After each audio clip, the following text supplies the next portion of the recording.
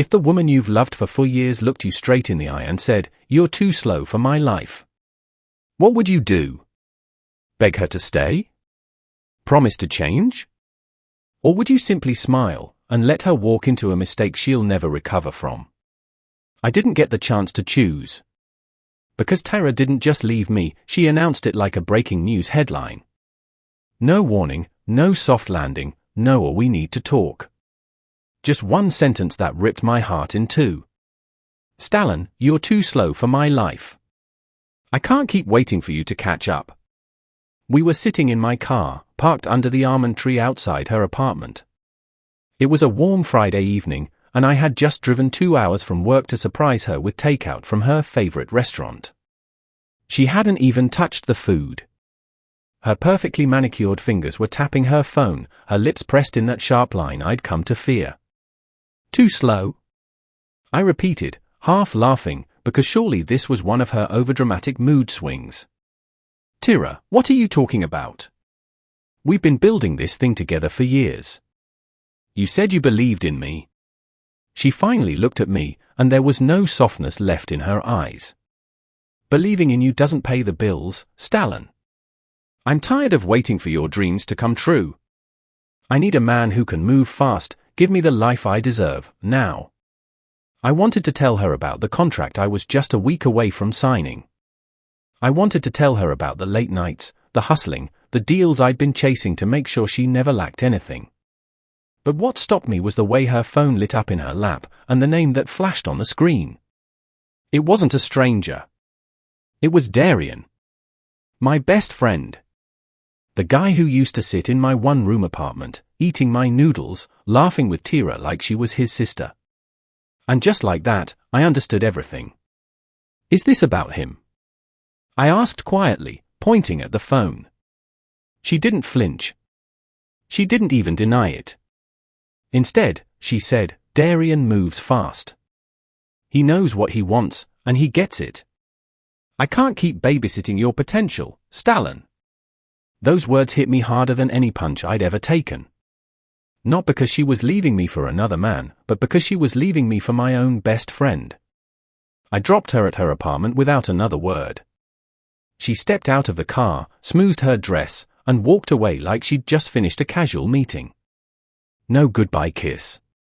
No backward glance. When the door closed behind her, I sat in the driver's seat for a long time, staring at the half-eaten takeout in the passenger seat. The smell of fried rice and pepper chicken was suddenly unbearable. In the weeks that followed, I learned more than I wanted to know. Darien and Tyra had been talking for months. He'd taken her to expensive dinners, flown her out to Lagos for a weekend, showered her with gifts I could never afford at the time. And every time I called, every time she said she was busy, she was probably with him. It was the kind of betrayal that didn't just hurt, it rewired you. But here's the thing about pain. If you know how to use it, it can become the fuel that launches you higher than you've ever been. I decided that night, the night I saw a picture of them together on Instagram, that I would never let Tyra's last image of me be the broke, too slow Stallon she walked away from. I didn't care how long it took. I didn't care how many nights I slept in my office chair. I would build, I would rise, and one day, she would see me again. Not so I could have her back, but so she would choke on the taste of her own regret. What I didn't know was that life was about to give me the perfect stage for that moment. And it would happen much sooner than I imagined. Because in just 6 months, I would be standing at the entrance of a wedding hall, Tyra's wedding hall, with a convoy of luxury cars behind me and a woman on my arm who would make her knees go weak. But that's getting ahead of the story. Before the wedding came the transformation.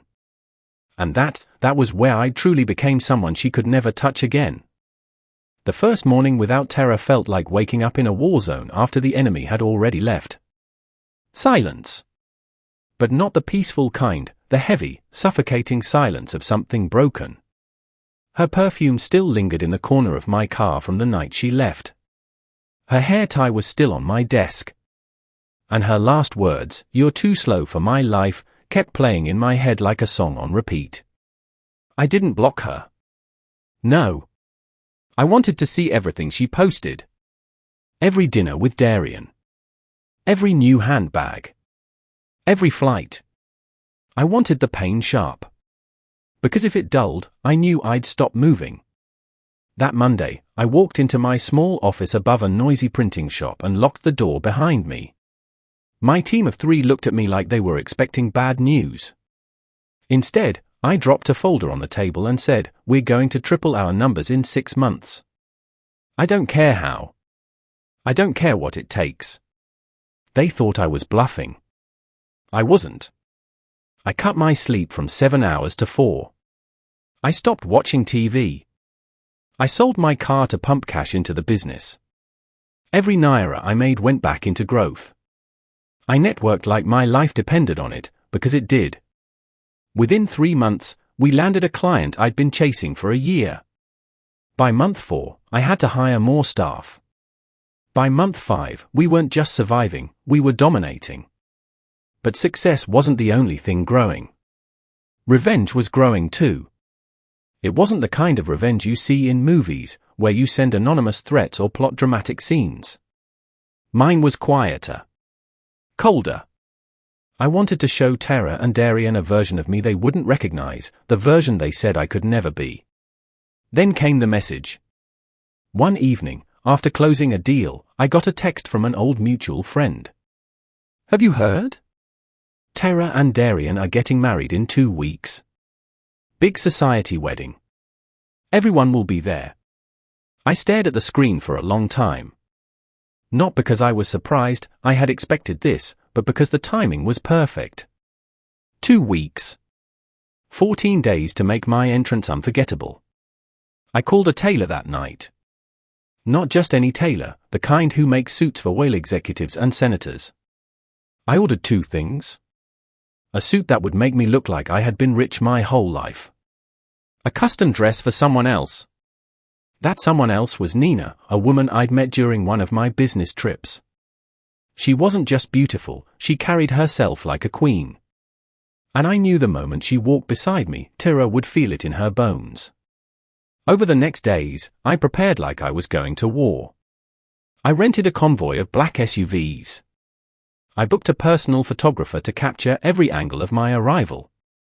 I even had a gift delivered to the couple on the morning of the wedding, a sleek, luxury pen engraved with the words, "For signing what you'll regret."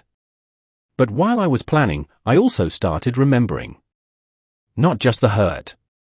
The love. The moments when Tyra used to look at me like I was her whole world. And that's when the real question began to haunt me. Was I doing this just to show her, or was I still trying to prove something to myself? I didn't have an answer. Not yet. But I knew one thing, in 2 weeks, I was going to find out. And somewhere deep down, I had no idea that the wedding would not just be the scene of her shock. It would also be the scene of something far bigger. Something none of us saw coming. The morning of the wedding felt like the morning of a storm. Clear skies, but something in the air was electric, charged, dangerous. I woke up before the sun. No alarm needed, I barely slept. The suit was ready, hanging on the wardrobe door like a silent promise. Midnight black, peak lapels, stitched with the precision of a man who knows he's not making clothes, he's making history. Nina's dress had arrived the night before. Gold silk that caught light like it was made of fire. I wanted every head in that hall to turn, and stay turned, until they forgot why they came.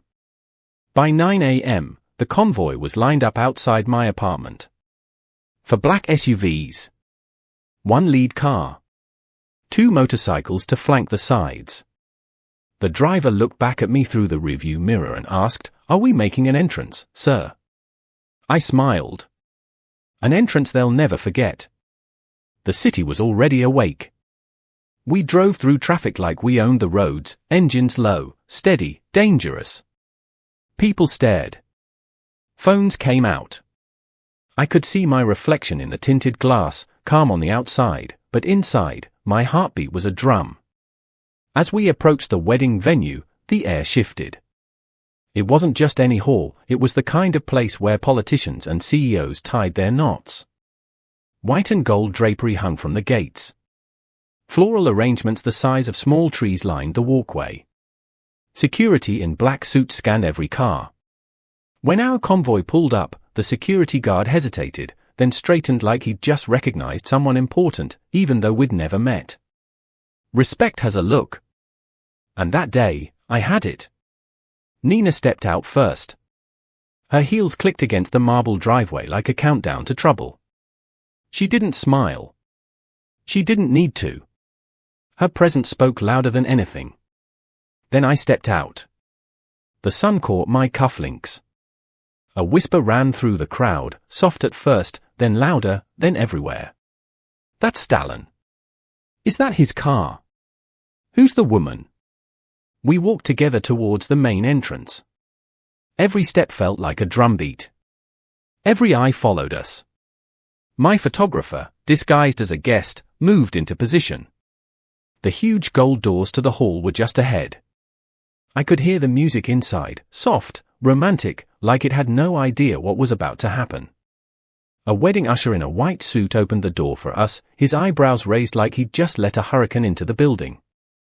The first person I saw inside was Darien. His laughter froze mid-air when he spotted me. His hand, resting on a champagne glass, tightened just enough for me to notice. But I wasn't looking for him. Not yet. I scanned the hall slowly. Waiters carrying trays. Guests in dazzling clothes. The high stage draped in white. And then, a shadow moved at the far end. A figure in white. She was about to turn. I took one more step forward. And the whole hall seemed to hold its breath. She turned. Slowly. Like the universe itself wanted me to watch every single frame of that moment. Tyra's face was still the same, beautiful, polished, confident. But when her eyes landed on me, the confidence cracked. It wasn't subtle. It wasn't graceful. It was a punch of recognition that knocked the air out of her. The gold stage lights caught her expression perfectly, shock, confusion, and a flash of something I knew too well, regret. Her lips parted like she was about to say my name, but no sound came. Nina's hand tightened gently on my arm. We kept walking, slow, deliberate. Every step toward the front felt like we were pushing Tyra further into a corner she couldn't escape. Darien tried to recover first. He set his champagne glass down, straightened his suit, and plastered on that fake smile he used to wear when he'd lost a bet. Stallon, he said, his voice just loud enough for nearby guests to hear. Didn't expect to see you here. I stopped just a few steps from them. Neither did I replied evenly, letting the weight of my words hang in the air. And then, turning to Tyra, I added, you look exactly the same. That was the first blow. Not beautiful. Not radiant. Not any of the words a bride expects on her wedding day. Exactly. The same. Her eyes flickered, and I saw it, the memory of the man she'd called too slow standing before her now faster, sharper, untouchable. Nina smiled politely, the kind of smile that says, I'm winning and I don't even need to try. Congratulations, she said softly, before linking her arm tighter with mine.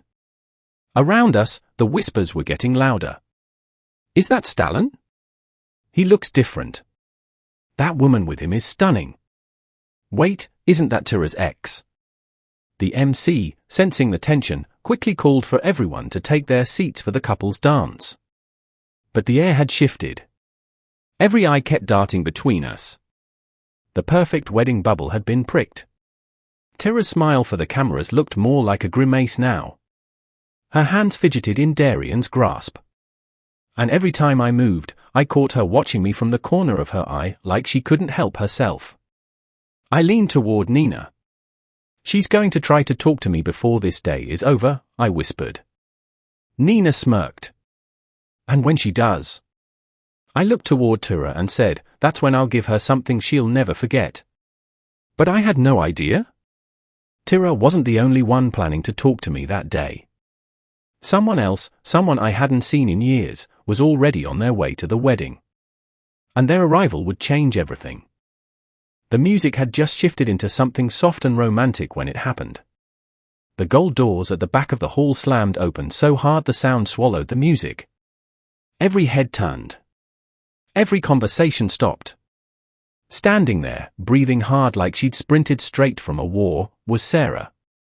I remembered her instantly. She was the woman Darien had been dating before Tyra. The one he'd ghosted overnight when Tyra decided she wanted him. And now, here she was, dressed in a sharp red gown, eyes locked on the groom like heat-seeking missiles. She didn't wait for permission. She didn't care about decorum. She marched straight down the aisle, her heels striking the marble like gunshots. Darien. Her voice cracked the air. 3 years, and this is how you repay me. Gasps rippled through the crowd. Tyra froze, confusion in her eyes, but Darien's face drained to pure terror. Sarah didn't stop until she stood at the foot of the stage. She pointed at him, her hand shaking, not from fear, but fury. You think you can erase me, she shouted. You think you can walk away after you destroyed my life? Darien tried to laugh it off. Sarah, this isn't the time. Shut up, she snapped, her voice sharp enough to cut glass. You got me pregnant. And when I told you, you forced me to. Her voice cracked, but she pushed through, to get rid of it. You destroyed my body, my trust, my life. A collective gasp filled the hall. Some guests covered their mouths. Others whispered frantically, eyes darting between the bride and groom. That's when the police walked in. 2 officers, uniforms crisp, expressions unreadable. Darien Adekunle, one of them called. Darien stammered, I don't understand. You are under arrest for assault, coercion, and unlawful termination of pregnancy, the officer said, loud enough for the entire hall to hear. The shock in the room was electric. Terra stumbled back, her hand flying to her mouth. Her bridesmaids froze, clutching their bouquets like shields. Darien looked at Terra as the officers grabbed him. Tyra! Tyra, please! Tell them this isn't. But Tyra just stood there, pale, her lips trembling. The officers dragged him through the same golden doors he'd walked through hours earlier, only now, instead of applause, he left to a symphony of whispers, camera flashes, and gasps. When the doors shut, silence swallowed the hall. All eyes turned to Tyra. The bride who had chosen better. Her parents stood beside her, faces heavy with shame. Her maid of honor looked like she wanted to vanish into the floor. And there I was, standing a few steps away, watching her world collapse in real time. Tyra finally looked at me. The same eyes that once told me I was too slow now searched mine, desperate, pleading, and stripped of all pride. For the first time in years. I didn't rush to save her. The wedding hall was a graveyard now. Chairs stood like abandoned soldiers, the flowers that had been arranged so perfectly in the morning were already beginning to droop. Guests had scattered, whispering as they fled, clutching their handbags and their gossip. Only a few people remained, Tyra, pale as paper, her parents, frozen in shame, her trembling bridesmaids, and me. I wasn't alone. On my arm stood Naomi, radiant, poised, and everything Tyra had once mocked me for never being able to attract. Tyra's eyes darted between us, desperate, wild. She stepped forward, her wedding gown dragging across the marble floor like a white flag of surrender. Stallon, her voice cracked. Please, you have to help me. They've taken Darien, but this is all a misunderstanding. If you talk to them. I tilted my head, studying her like she was a stranger I'd just met. Talk to them? For him? Tears pulled in her eyes. You don't understand, if he doesn't come back, everything will be ruined. Tyra, I cut in, my voice steady, not loud, but slicing through her plea like glass through silk. It was ruined the moment you chose him over me. You made your choice. You didn't just walk away, you burned the bridge behind you. Her parents shifted uncomfortably, her mother lowering her gaze, her father pretending to dust his suit jacket. Tyra glanced at Naomi, as if trying to erase her existence with a look. Please, Stallon, forget the past. I need you now. I know you still care somewhere deep down. I stepped closer until my voice was the only thing she could hear. No, Tyra. Somewhere deep down is where I buried whatever I used to feel for you. And I don't plan on digging it up. Her lips quivered. You'd really just stand there and watch me drown. I gave a small, cold smile. Tyra, you're not drowning. You set sail on a ship full of holes, and when it sank, you started looking for lifeboats. Unfortunately, I'm not one of them. Naomi squeezed my arm gently, and we turned to leave. The sound of Tyra's sobs echoed in the empty hall, but I didn't look back. I had given her nothing, no comfort, no promise, no shred of redemption. For the first time, the shame was hers to carry alone. By Monday morning, the story had already grown legs. What Sarah had done at the wedding wasn't just gossip, it was front-page material. The videos were everywhere. TikTok, Instagram, Facebook, even news blogs were running headlines like High Society Wedding Ends in Handcuffs and Tears. Bridegroom arrested for scandalous allegations. From diamond to disaster in one afternoon. Every angle was covered, Sarah's rage, the police leading Darien out in cuffs, Tyra standing frozen in her gown like a mannequin abandoned in a shop window. Her name, once whispered with admiration, was now spit out with pity or laced with mockery. The people she had once brushed off as beneath her now discussed her downfall over plates of steaming akara in roadside cafes. Even her friends weren't loyal. Her bridesmaids, the same ones who had giggled by her side that morning, were now sharing exclusive behind-the-scenes details for likes and followers. Meanwhile, I was trending for very different reasons. At a charity gala the following weekend, Naomi and I walked in, and the cameras loved us. She glowed in a wine-red gown, her hand resting lightly on my arm. The flashbulbs popped, and for the first time in my life, people weren't looking past me, they were looking at me. Not Stallon, Tyra's ex. Not the one who got left behind. Now I was the man who moved on, and leveled up. I heard the whispers that night. Is that the same guy Tyra dumped? Wow, he's with Naomi now. Man, she must be regretting everything. I didn't need to answer. Naomi's smile, my tailored suit, and the quiet confidence I carried were my replies. Tyra, on the other hand, couldn't hide. She stopped showing up at her favorite places. She avoided the social gatherings she once dominated. Her family's business suffered, too, clients pulled away, not wanting to be associated with scandal. It was slow, but it was steady, the collapse of everything she had built her life around. And unlike the movies, there was no dramatic comeback. No second chance. For the first time, she had to live in the silence. The silence of calls unanswered. The silence of doors that no longer opened for her.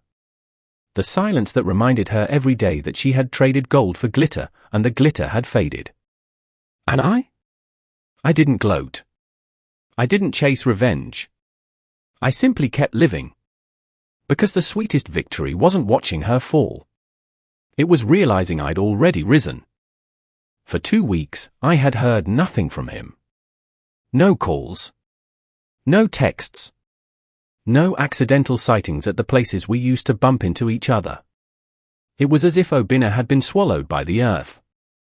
I told myself I was fine. I told myself I didn't care. But my chest ached at night, and every knock on the door made my heart race.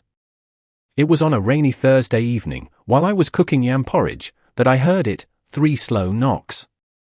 Not the way my neighbors knock. Not the way the postman knocks. It was the way he used to knock when he wanted to surprise me. My hands froze on the spoon.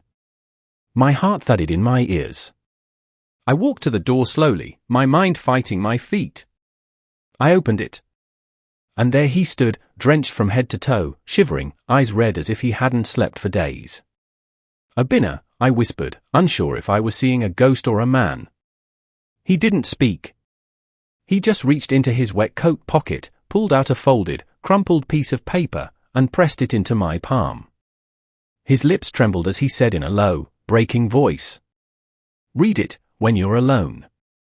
Before I could ask a single question, he turned and walked away into the rain, without an umbrella, without looking back. I stood there, barefoot, my fingers shaking as I unfolded the paper. The first 3 words made my knees weaken. If you love me. 3 months had passed since the wedding scandal, but for Tyra, it felt like 3 decades. Her once flawless world was unrecognizable, invitations had stopped, clients had disappeared, even her old friends now avoided her calls. Darien was still facing legal charges, Sarah had vanished from the public eye, and Tyra's parents, well, they had run out of patience and excuses. But Tyra wasn't ready to surrender. She had one last card to play. It was a Saturday evening when she showed up at the launch of my new business, an upscale lounge Naomi and I had built from the ground up. The place was glowing with gold lights, live music humming in the background, and the air was thick with success.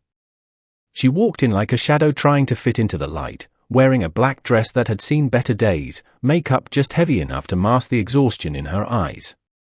When she spotted me across the room, her lips trembled into a practiced smile. She ignored Naomi completely and came straight to me.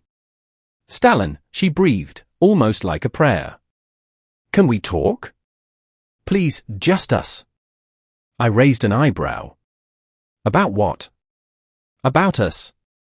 About, maybe starting over. I can be the woman you deserve now.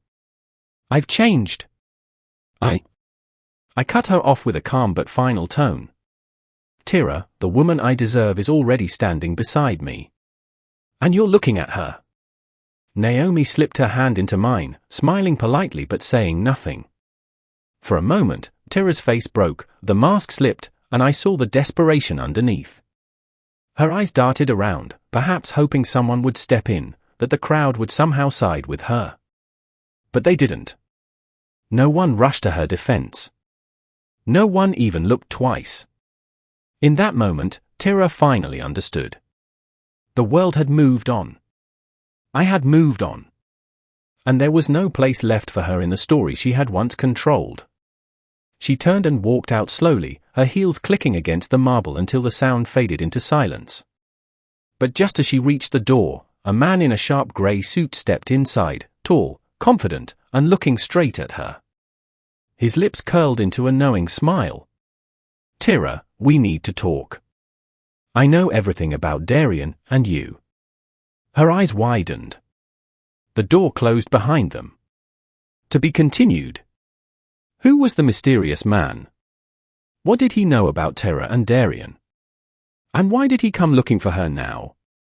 Part 2 will shock you even more, secrets will be exposed, and alliances will break. Push pin subscribe right now. Turn on your notifications, and comment "I'm ready for the truth" so you don't miss the explosive continuation.